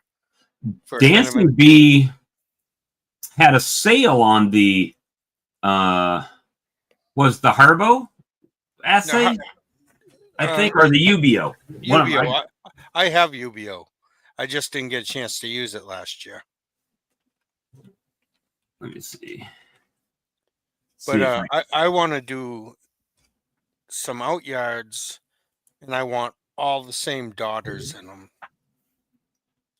You know, just see how, and try to equalize them all the same, and just see how they do. And then I'm going to do it in several different yards, and then maybe the following yard mix them up. I don't know. Like go ahead. I had a nice weekend where I was in the 60s, where I peeked into a couple of hives, and the one I wanted to peek into, and Mark's on here, is the one of his queens is VSH queens. I've got a couple left, but the one that's been washing zeros, and she's got almost three solid frames of brood going right now, and all the other boxes are behind her. I mean, she is like a beast already, and when it's in January, so this will be this in June will be the start of year 3 for her. So I've done nothing at all except take honey off that hive. That's it. You've never treated? Do you treat? Never treated. The only thing I came close to treating was putting fondant on this winter. I didn't do anything else. But it's amazing. So those queens that line that he has is a darn good line as far as taking care of mites. And so I've got a couple other queens that I want to graft off of, but I'm also going to graft off of her. So I probably have 3 different queen lines out there this year. But I'm going to mark each one of them and know which comes from who, which line comes from which queen. Now, do you have more than one yard, Todd? No. I just have one. I have one area, one big area. I'd like to get some. I'd like to get another couple farms to put bees on, but right now I can't find any. It's kind of tough out here. I've got more people willing to let me put bees on it than I have bees to put on them. I mean, it's really kind of amazing that if you have a local Facebook page, like a local area, all you have to do, and what I did is I just made a post in there, where you could put the colorful background to your typing. I said, would anybody be willing to sponsor some beehives on their property? I swear to you, 35 or 45 people answered. Wow. We'd let you put some hives out here. And then it's just a matter of you deciding which ones are in the best locations for you and which ones you can support, right? Now, so do you have black bears to worry about? I don't, not here. Yeah, see, every time we open a yard, it involves a fence and a charger. Yeah, it's expensive. It's almost as expensive as putting the bees out there. I did the exact same thing. Put it on our Facebook page. Got a ton of response. And then I just kind of Google Earthed everybody's houses to see like, oh, is this going to work? Is this not going to work? And then, like Mike said, like, unless you can put like 6 hives on someone's property, it's kind I prep them for 10, right? Yeah. That was kind of like 6 was our bottom line number by the time you did the charger and the fence, and it was like, well, anything people less than just that, don't know how expensive beekeeping is, right? So when the guy came out today, when I was at the out yard, he asked me how much is a bag of that pollen? I said $100, and he looked at me like I was insane, right? $100, for a bag of pollen supplement, and I'm like, yeah, $100, and half of it ended up on the ground. Yeah, that's the worst part. And Rick, how'd you make out with the blueberry farm? Actually, pretty. I mean, he struggled this year with his crop this year, but no, didn't he pass though? What's that? Didn't he pass? Yeah, he unfortunately the farmer that we were working with passed, so now we're still on the farm, but we're gonna have to work with family a little bit and try to figure out kind of what the game plan moving forward is. And super nice guy, great guy to learn from, and unfortunately we'll have to see where we go moving forward. But huge loss to. He actually used to keep bees on his farm, and he would lose them every year. And we just happened to meet at a fair, and asked me if I would come and take care of the bees on this property, and I could put all the hives there I wanted. And it actually worked out really good. It became I got to learn a lot from him, and yeah, it was really cool. So I think working with farmers is like totally different. In when you can work with a true farmer that's got those like just that really solid core background, you learn a lot from them, and they're just truly a different breed of person. Well, it's one of those things, right? When you like for me, one of the things that were important to me was they kind of had to give me free range on the property, right? Look, I'm respectful. I'm not going to come late, but I'm not going to stop and knock on your door every time I come to your property. I'm just going to come do what I got to do, and then I'm out of here, right? And I'll be respectful of your grounds and not leave a bunch of trash on it, right? My out yard looks 1,000 times better than my home yard does, right? Yeah. But that's kind of one of the things when someone would say, well, you could put a couple of hives out here. Well, then it's not worth my time to make the drive, right? Yeah. To do that. So that was just some things that were important to me is, hey, look, just to know, I want to bring this many colonies, and I need to be able to get to them. I don't need to be putting in access codes, no communities, right? No subdivision type of stuff, and get to it. And he came out today, and he was sitting there, and he's like, hey, when are you going to be harvesting honey, right? It's like, damn, nothing's blooming yet, and you're already asking about honey.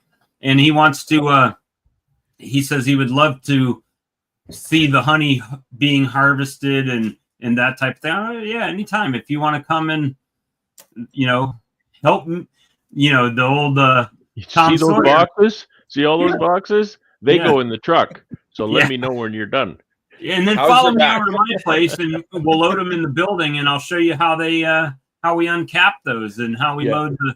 And I'll even give you a pair of gloves to wear so you don't get all sticky, that type of thing. So it is interesting. And I did, believe it or not, I did kind of. He asked me. He says, "Do you want a goat?" Because he has goats on his farm. I said, "You know what? I don't." First, to answer your question. Secondly, I said, I've been asked 3 or 4 times because I get we got a military base here, and they bring a lot of soldiers from other countries to here for training, right? Like Saudi Arabia, both last weekend and this weekend, I had somebody from Saudi Arabia come and ask me for honey and buy honey from me. But then they always ask, do I know any farmers that have goats? Because they eat goat meat on their religious holidays. And now I do know a goat farmer. So now I can start sending people down there to buy his goats that he is trying to get rid of, and, kind of work like that. So, so it's nice to be able to help each other out, in that aspect. Does that guy have milk? Goat milk? I don't know if he does or not. You could make a hell of a killing if there's an awesome margin on soaps. Soap? Goat soap? Make it with goat milk, you'll kill it.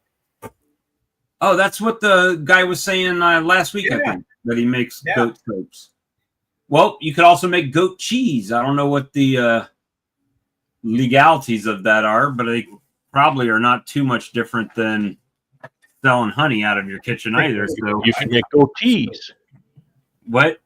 Goatees? I can make some goatees. Don't forget about goat cheese. Bob's running black market goats. Hey, got it. Brother's got to eat, man. We got. He asked me, "Did you ever eat any goat?" He said, "You were in the Navy, right?" I said, "Yes, sir." He said, "I was in the Navy too, and when I was stationed in Panama, he says, I think I ate goat a couple of times." And I'm like, "Well, I can't. If I did, I don't know about it. It's possible. I've been in some shady countries, I don't know." Link is fence and seal meat. Seal meat. He's way out on the rack in Newman Lane. That's funny. We got about 8 minutes left, guys. So anything you guys want to say as we close this down? Any questions? Anything? Ferris Bueller? Nothing. Nice to see new people come in. It is. You're the new guy, and I've seen some new names in the chat. It's really nice to see new people coming in. It is. This is an ever-growing community. 3 years ago when this started, it was like 5 people on the live streams, and you're like, I don't know how long this is going to last. And here we are 3 years later, people going to dinner with each other and meeting up. And, I've had people just literally, not James, because I kind of knew he was going to be coming, but I've had people just show up. And I mean, just show up, not like they came from next door. I mean, just showed up as they were driving from New Jersey to Florida. Just take an hour out of their way to drive this way, to stop for a few hours and then drive back, right? Just to hang out. And, that's a humbling thing, because somebody thinks enough of you to go. Me, I'm not that guy. I'm not the You went up and saw guy. Brad. Yeah, but he knew. He invited me, right? I didn't just show up. I didn't just show up. If I would have called him and said, "Brad, I'm at the airport in Winnipeg," he'd be like, "Oh, well, okay. I'll be in town next week." Just for the record, don't just show up here.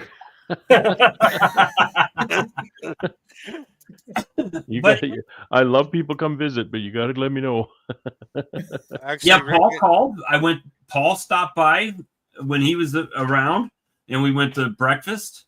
And, it's a humbling thing. It really is, that people think enough of you to even make that excursion, right? And take the time out for you. So I really appreciate that. I appreciate everybody in the chat. We still have 82 people on, and we're 2 hours in, right? So, and if we went 5 hours, there'd be 75 people, right? They're true no-lifers. They've got nothing better to do than to sit around and talk about bees. Rick and I were we were both in a Zoom meeting, and I sent him the link to this. He says, "Are you in that? Did you leave the Zoom? Because we're at a B school class for one of the clubs we're in, and we're mentors." So he says, "What are you doing?" I said, "Well, I've got them muted, and I'm listening to these guys." Oh, gee. So he says, "You in there now?" I said, "No." He says, as soon as it closed, he says, "You going there now?" Yeah, I said I called him and explained to him how you had to shut down the volume on the YouTube to go in. Or I said they'll be muting you immediately. Well, the thing about this is that I think people really like, right? And I'm not disparaging bee clubs. I think it's a great thing. I'm not personally in one, right? However, a lot of that seems to be more driven to the first year person, right? Brand new, talk about the same things kind of over and over again. And once you've heard that a few times, because if you're a no-lifer, you've lived on YouTube and you've seen all the split videos, all the queen rearing videos, everything. I want to make pollen patties. You've watched 5 videos on how to make pollen patties. And then you go to a regular bee club meeting and they're talking about something you've already spent 20 hours watching on YouTube. We were in a bee school meeting. School meeting. We were going over chapters 1 and 2 of Beekeeping for Dummies. This is a bee. Oh, We were getting the biology and everything. It doesn't get any more basic. That's what I was doing, Brad. Yeah. The big old head back yawning. Wow. And then you come into this chat and we might talk about some of that stuff, but typically it goes a little bit more in depth. And if somebody in the chat says, well, wait, what about this? Right? Yeah. Then we can talk about that, right? I like hearing all the creative and we can't talk about the basics. Yeah. But we go straight from one end to the other. Yeah. And don't get us down a rabbit hole because we'll be here all night talking about something. I don't even remember. What was the rabbit hole? It was Todd and Brad and myself, and we were in a StreamYard, just a back room, not live. And it was about one of Randy Oliver's videos or talks. And we probably talked 4 hours. I guess you could say selectivity, Brad.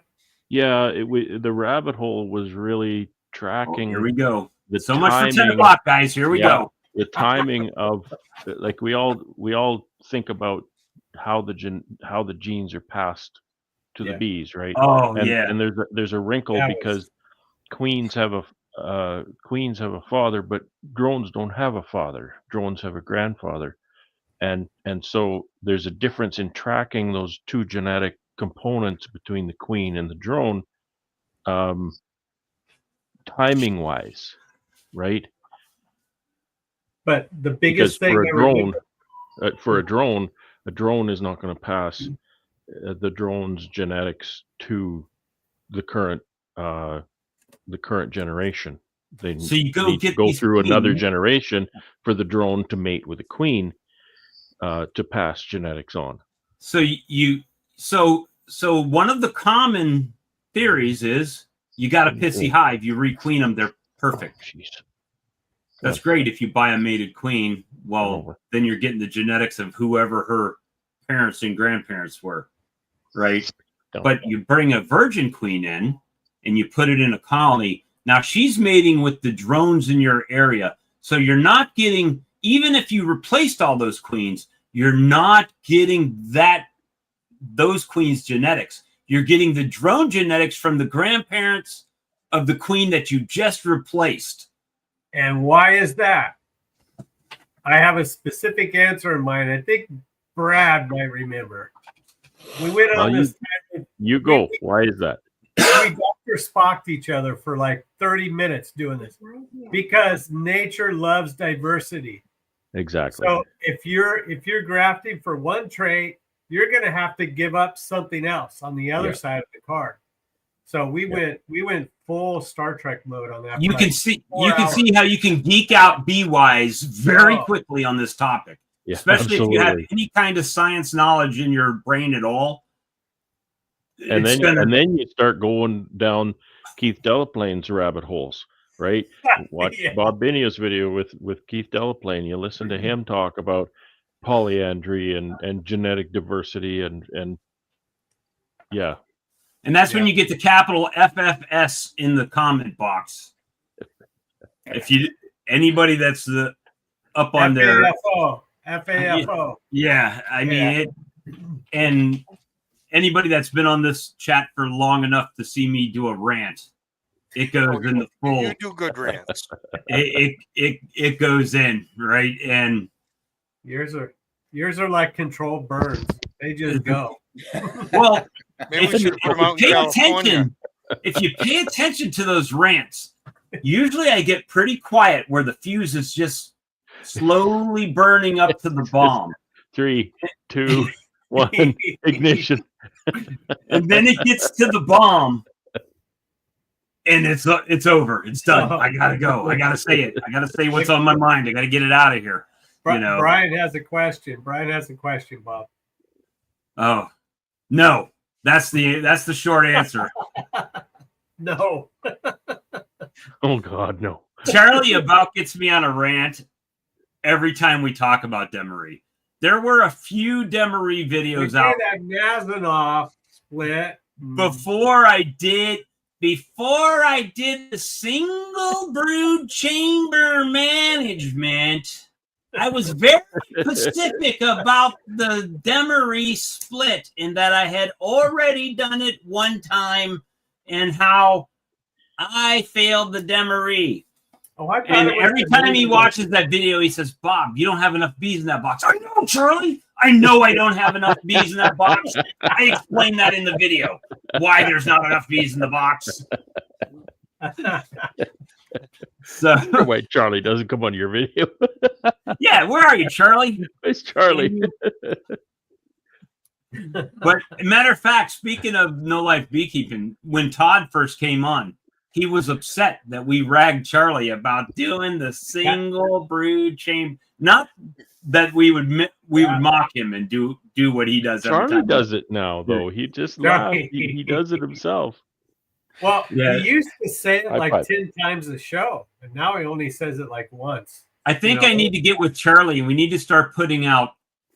I need to do a Charlie brand apparel where it's just Charlieisms, right? Like it's a black shirt with the white definition, or a white shirt with a black definition across that says Pacific,